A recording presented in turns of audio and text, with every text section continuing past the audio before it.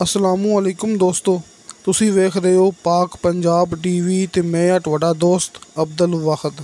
ਦੋਸਤੋ ਮਾਸ਼ਾਅੱਲਾ ਅੱਜ ਫਿਰ ਮੈਂ ਤੁਹਾਡੇ ਵਾਸਤੇ ਆਪਣੇ ਇਲਾਕੇ ਦਾ ਇੱਕ ਨਾਯਾਬ ਤੋਹਫਾ ਲੈ ਕੇ ਹਾਜ਼ਰ ਹੋਇਆ। ਇਨਸ਼ਾਅੱਲਾ ਉਮੀਦ ਹੈ ਕਿ ਭਰਾਵਾਂ ਨੂੰ ਇਹ ਬੜਾ ਪਸੰਦ ਆਵੇਗਾ।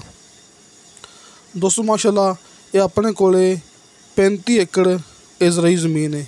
ਇਹ ਲਿੰਕ ਰੋਡ ਹੈ ਦੋਸਤੋ, ਇਹ ਕਾਰਪੇਟ ਰੋਡ ਹੈ। ਇਹ ਵੱਡਾ ਕਾਰਪੇਟ ਰੋਡ ਹੈ ਜਿਹੜਾ ਕਿ ਬਾਵਨ ਨਗਰ ਮੇਨ रोड के इंतहाई करीब है कि अपनी ज़मीन नूं शहर लगता है आरफ वाला तो मेन रोड लगता है बावन नगर तो कबूला मेन रोड। दोस्तों आप इस टाइम आरफ वाले शहर तो 5-6 किलोमीटर सफ़र ते खड़े हुए हैं। डेरा भरावां नूं इस ज़मीन के अंदर मिलेगा, डेरा मिलेगा, टरपैन मिलेगी तो साल का नेरी पानी मिलेगा। बिजली मौके ते ट्रांसफार्म मौके ते भरावां नूं दिखा भी चुके हैं। दोस्तों इस 35 एकड़ ज़राई ज़मीन नूं दोवां साइडां तो लगदा पिया लिंक रोड। आपां एक लिंक रोड भरावां नूं पहले दिखा चुके हैं तो दूसरा हुण दिखाते पे हैं। जिथे आपां पहले खड़े हुए सां उत्थे लगी हुई सी मकई, जिथे आपां हुण खड़े हैं इत्थे लगी हुई कपाह। ये भरावां दे सामने इत्थे नरमा लग्या होया है कि 2 कारपेट रोड अपनी ज़मीन दे नाल टच हुंदे पे जी। एक कच्चा रस्ता है लेकिन इस तो पहले 2 एकड़ का इनू लगता है कारपेट रोड का फ्रंट जो आप भरावां नूं पहले दिखा चुके हैं। दोबारा आप ब्रेक ला के इत्थे आ गए हैं कि पिछे इनू 2 एकड़ का लगता है फ्रंट। आ वेखो आप फिर शुरू तो आ गए हैं, इत्थे भी इनू 2 एकड़ का इस कारपेट रोड का लगता है फ्रंट। जिथे आप खड़े हुए सां जिथे कपाह सी उत्थे भी इनू लगता सी 2 एकड़ का कारपेट रोड का फ्रंट।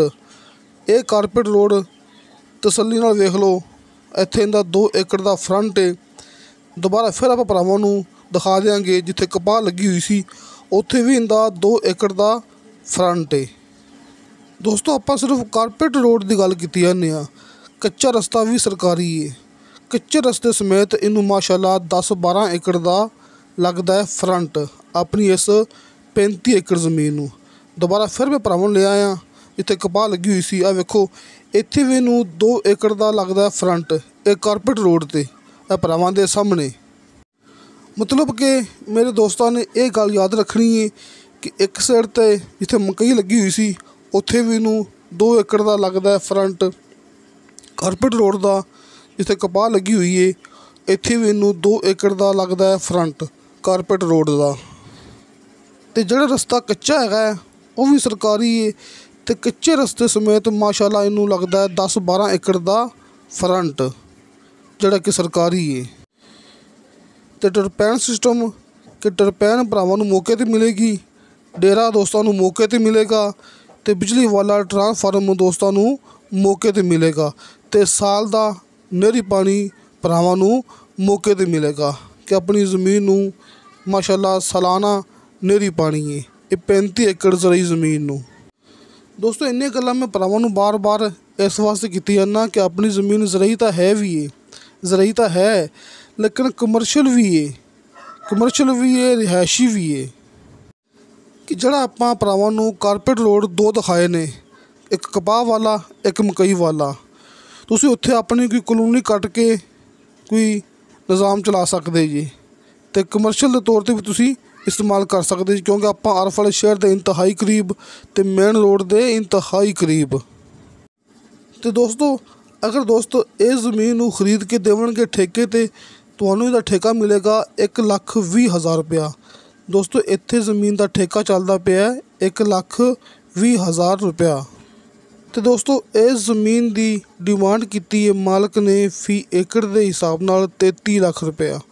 दोस्तों 33 लाख रुपया इनकी डिमांड है, कमी पेशी प्यार मुहब्बत हो जाएगा। तो जोड़े मेरे दोस्त कमेंट करते होंगे ने कि इस हिसाब नाल असीं ज़मीन दईए ठेके ते तो ज़मीन के पैसे 40 सालों या फिर 50 साल पूरे होणगे। दोस्तों उन्होंने वास्ते भी मैं एक स्पैशल वीडियो बना चुकिया, वो भी इंशाअल्लाह दोस्तों नूं अज ही मिल जाएगी।